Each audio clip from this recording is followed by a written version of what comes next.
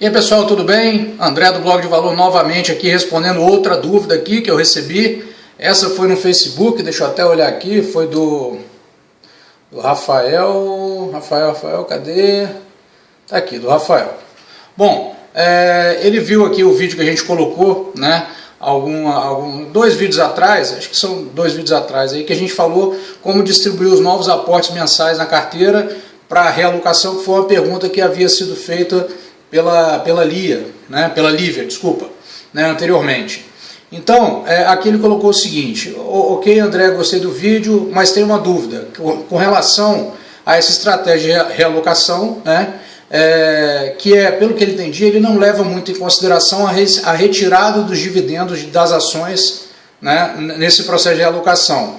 Diz isso porque ele segue a linha do buy and hold, né, e fica meio encasquetado em vender uma ação que pode render dividendos ao longo do tempo para remanejar o lucro para a renda fixa. Aí ele me perguntou se eu prefiro a linha do buy and hold ou da realocação. Rafael, na minha ótica não há nenhum tipo de divergência entre essas questões, tá? Vou tentar clarificar aqui o meu pensamento sobre isso aí para você. Primeiramente, não se trata, a realocação ela não é uma estratégia de dizer o que você vai comprar em ações. Tá? Então, por exemplo, para você definir qual é a sua proporção em renda fixa e renda variável, você tem que fazer um perfil de risco, porque cada pessoa tolera um nível de risco diferente. Então, por exemplo, uma pessoa que tem um perfil mais agressivo, ela pode ter 30%, 40% do patrimônio dela em renda variável. Uma outra que é mais conservadora pode não ter nenhuma renda variável ou pode ter 5%, 10%, dependendo do caso. Tem gente que pode ter 60% em renda variável. Isso aí é muito diferente. Então, naquela parte da renda variável, então você tem a carteira como um todo e você tem uma parte que é a renda variável. Nessa parte de renda variável, você vai usar as estratégias de ações que são disponíveis. Você vai fazer ou um investimento por análise fundamentalista, ou uma carteira de dividendos, ou uma carteira de small caps, ou ter um pouquinho de cada estratégia. Isso aí é a estratégia de dentro dessa parte de investimento que não é a carteira como um todo. Tá? Então a realocação ela está olhando a carteira como um todo, também a sua parte de renda fixa, tudo mais. Então ela não está olhando só a sua parte de ações. Então a realocação obedece isso tudo aqui. Bom, com relação ao que você colocou, os pagamentos dos dividendos ele cai na sua conta. Então você pode usar isso para apropriar também na renda fixa, né? Ou apropriar na própria renda variável fazendo a correção disso. Então você pode ter a realocação e também ter o buy and hold. Não tem problema, não há conflito nenhum quanto a isso. Tá? Então o buy and hold refere-se à sua estratégia unicamente na parte de renda variável. Agora, se esse buy and hold, né, se essa sua parte de renda variável subir muito mais que a sua renda fixa, e a sua estratégia, pelo seu perfil, daria, por exemplo, 20% em renda variável e 80% em renda fixa, e aí isso aí passou vários anos, agora já está com 30%, 35% que rendeu muito, o que você tem que ter em mente é que a sua carteira toda passa a correr um risco muito mais elevado. Um risco diferente do perfil de risco que você possui. Então você pode sentir desconforto nessa alocação.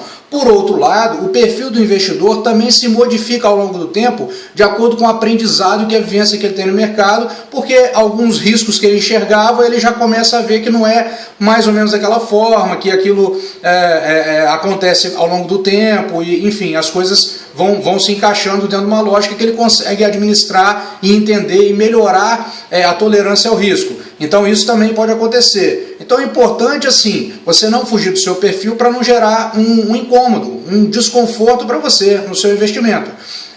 Agora, não significa que o seu perfil não se modifica ao longo do tempo. Então, se essa sua estratégia de buy and hold vai gerando com dividendos, vai gerando dividendos, isso daqui a um tempo vai superar a proporção da carteira, se estiver adequado ao seu perfil, não há problema nenhum quanto a isso. Agora, outra coisa que você tem que ter em mente, muito claramente, é que grande parte das estratégias de investimento, elas vêm dos países desenvolvidos. Elas vêm dos Estados Unidos, Europa e tal, basicamente Estados Unidos. Então lembre-se também que a volatilidade da renda variável nos Estados Unidos não é igual à volatilidade de um país emergente como o Brasil. Tá? Então, por exemplo, o risco, se você fizer uma mesma carteira de ações nos mesmos segmentos e tudo mais, para começar a realidade americana já é diferente. Mas ainda que fosse igual, mesmo assim a volatilidade, a oscilação dos ativos no Brasil é muito maior. Tá? Então isso você tem que considerar, porque o nível de risco que você está assumindo aqui é maior do que lá se estiver na mesma proporção.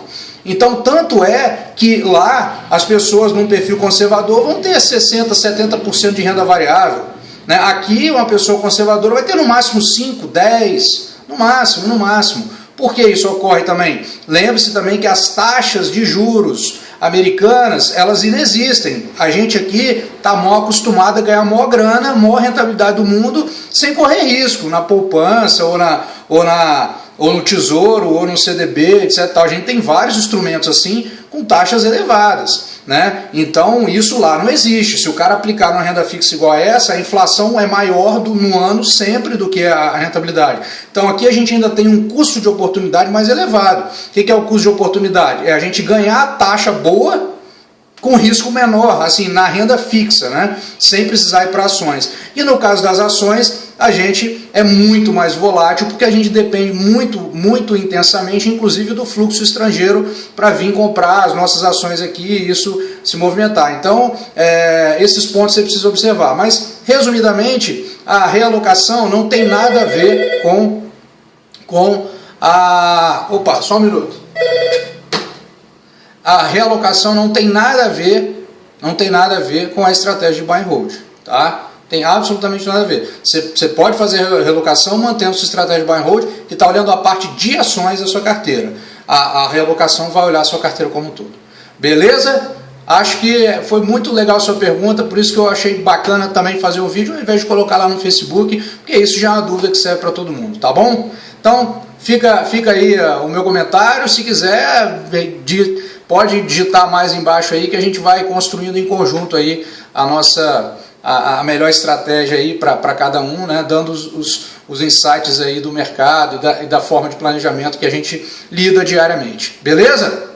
Um grande abraço aí, até a próxima, pessoal. blogdevalor.com.br, vai lá no contato, manda sua dúvida por e-mail que eu vou responder ou no e-mail ou no vídeo, sem problema nenhum. Um abraço, tchau, tchau.